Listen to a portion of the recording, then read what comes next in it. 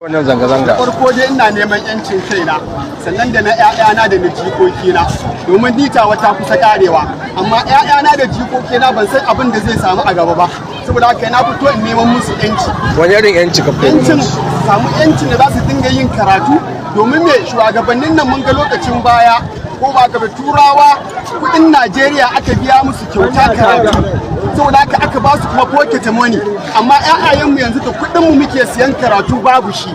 saboda haka muna neman wannan yancin ko ba ka ba na karatu a bawa mutum karatu domin shi karatu shine jigon ilimi na komai idan mutum bai samu karatu ba to jahilci ya yawa komai zai iya faruwa a ƙasa saboda haka yancin farko kenan da nake nema a bawa ƴaƴanmu dama su yi karatu a kuma samar musu damar da za su ci abinci banda yancin fa sai banda karatu sai me kuma za su ci abinci domin ai sai ka koshi za ka iya karatu baka koshi ba karatu ba zai yi ba saboda haka wannan shine ni abin da ya fito da mu ba bayi bane mu mun dora yan siyasa mun dora yan waye duka a banza a wafi